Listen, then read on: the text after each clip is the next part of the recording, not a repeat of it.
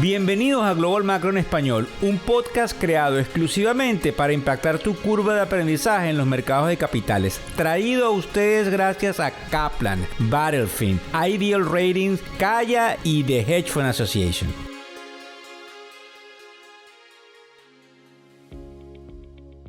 Miércoles 2 de agosto del año 2023, ya ustedes saben, buenas noches, buenas tardes o buenos días, dependiendo desde dónde nos están escuchando y a la hora en la cual sintonizan el primer podcast Global Macro en español. Vamos a hablar de lo que significa un downgrade, que es una rebaja de calificación de una calificadora de riesgo que se llama Fitch, que ustedes están escuchando en las noticias. El problema de las contrataciones colectivas y el fantasma, indudablemente, de la inflación. Son tres cosas fundamentales. Antes de pasar a ellas, vamos a decirles a ustedes lo que sucede en el mercado en este momento, que son las 11:36 de la mañana del miércoles 2 de agosto en lo que refiere a la hora del este de los Estados Unidos. Fíjense bien, hay una caída en los mercados. De eso van a estar hablando los analistas, los medios de comunicación financiera. Nosotros creemos que probablemente todo apunta a una recompra máxime cuando, fíjense bien, tanto la casa de manejo de fondos de nombre Oppenheimer, no la película, que por cierto les recomiendo que la vayan a ver, sí, la película Oppenheimer, dice que el mercado puede ir hacia arriba cerrando en los 4.900. Michael Wilson, que es uno de los estelares estrategas de Morgan Stanley, asume que se equivocó y que sí, efectivamente el mercado puede seguir subiendo, al igual que lo hace un señor de nombre Scott Schoenert de Citigroup y obviamente quienes son ahora los analistas de JP Morgan. Recuérdense que en el podcast que tuvimos el 3 de julio, nosotros citábamos lo que dice nuestro amigo de Fundstrat, el señor Tom Lee, que decía de antemano que los mercados harían exactamente lo que están haciendo. Sin embargo, vamos a estudiar en el podcast rapidito con los tres titulares que le di, por qué está cayendo y cuáles serían esas repercusiones. Fíjense bien, el mercado, para muchos, debía haber estado en una especie de recesión que nunca llegó. Hay una metáfora que quizás a ustedes no se les va a olvidar. Imagínense una persona que tiene un enfisema pulmonar y está corriendo un maratón y lo está ganando. La pregunta es, ¿tiene o no tiene el enfisema pulmonar? Y la respuesta es, independientemente de eso, está corriendo el maratón y lo está ganando. Efectivamente, hay unas condiciones para que quizás se dé una recesión. Sin embargo, los Estados Unidos sigue teniendo una de las economías más fuertes del mundo. Fíjense bien que esta mañana salió un número que se llama el ADP, que antecede al número que vamos a ver el viernes, que tiene que ver con el non-farm payroll, que es la creación de empleos en el mes inmediato anterior, que en este caso es julio. Bueno, ese número de ADP asoma que la creación que se hizo en el sector previo al número oficial del viernes fue de 324.000 cuando se esperaban solo 190.000, lo que significa que el mercado sigue dando muestras de solidez. Digo, el mercado de capitales, digo, la economía americana. Indudablemente que esto pone más presión dentro de lo que nosotros vamos a hablar. Fíjense bien, lo interesante es que lamentablemente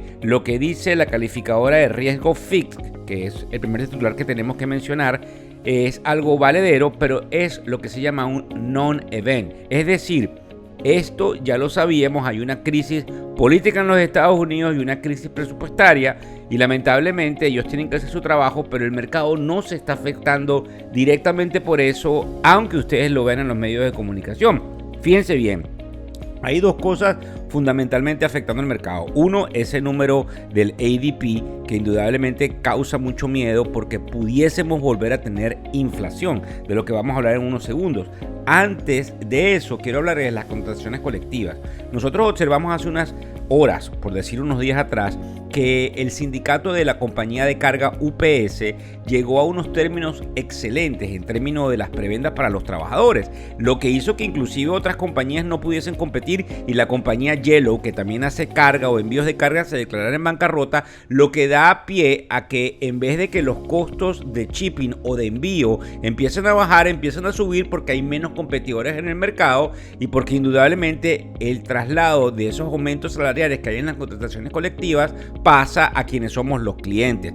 Eso es inflacionario. Máxime cuando hoy, quienes se inscriben en el newsletter de factoreseconómicos.com lo pueden tener, hay una compañía que habla de la magnitud del contrato colectivo que se está firmando, pero esa compañía no es cualquier compañía, es lo que se llama el United Auto Workers, que es el que comprende al sindicato de los trabajadores en el sector automotriz.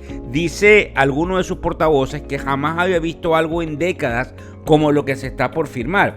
Indudablemente que esto pone una cantidad de presión. Recordemos lo que sucedió con las líneas aéreas, donde nosotros observamos lo que ya se habían firmado por parte de alguno de ellas y que indudablemente trae un efecto dominó.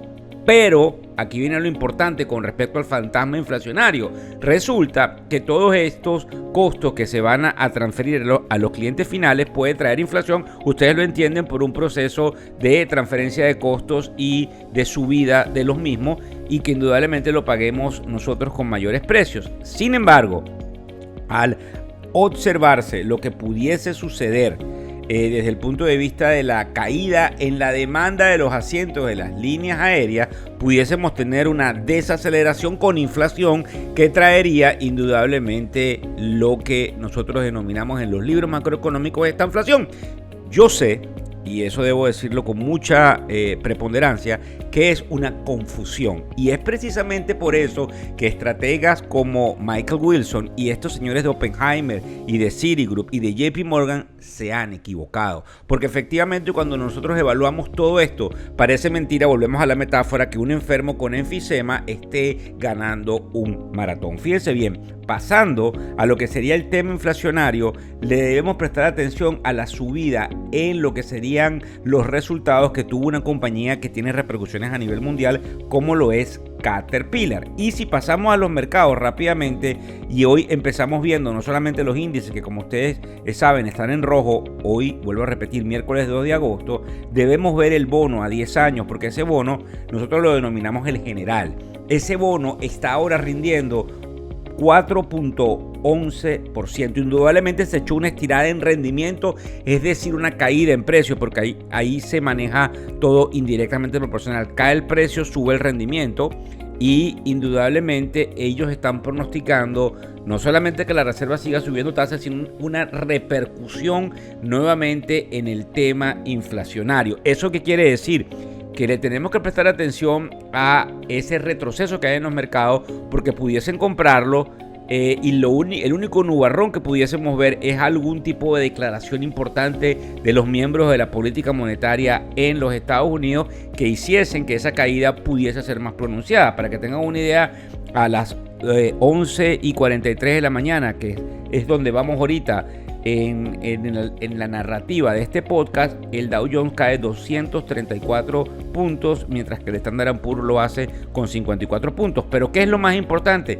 Que el índice de tecnología está cayendo 200 y tantos puntos, pero lo más importante es que en términos de porcentuales eso es el 2%. Eso porque obviamente hay mucho temor de que la inflación vuelva a ser de la suya. Recuérdense, para todos los que se nos unen en esta tribuna y quienes nos siguen, digamos, 3 veces a la semana, que el proceso, digamos, de formación de lo que serían los mercados de capitales son una radiografía a posteriori de la economía. Se los barajeo mejor. Lo que sucede en el mercado es básicamente un adelanto de lo que viene en la economía, y por eso definitivamente todos les prestamos mucha atención. En el caso del Bitcoin, que sé que algunos de los más jóvenes lo siguen, el mercado sigue estando por los 29.000 en el caso del Bitcoin, y obviamente otra cosa que nos llama la atención es el hecho de que el petróleo cae hoy 3%, pronosticando indudablemente que esa subida de tasas va a causar alguna mella en ese commodity o materia prima de referencia. Muchas gracias por seguirnos,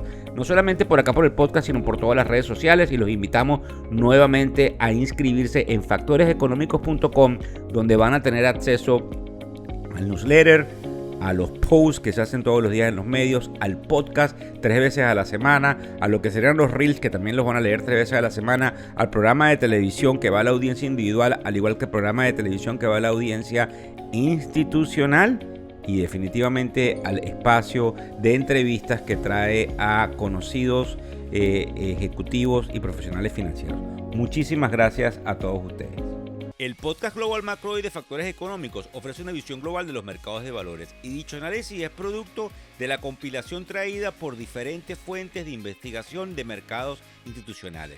Por motivos y declaración regulatoria, Este podcast no debe ser interpretado como una recomendación precisa en inversiones, bien sea en productos y o vehículos financieros. Y además, sugerimos consultar con su respectivo asesor particular de inversiones o su equivalente en caso de suscitarse cualquier duda que pudiese derivarse de nuestra fuente informativa. Este podcast es narrado por Víctor Hugo Rodríguez, quien es un conocido profesor y comunicador financiero, cofundador de la plataforma educativa ilafin.com. Muchas gracias.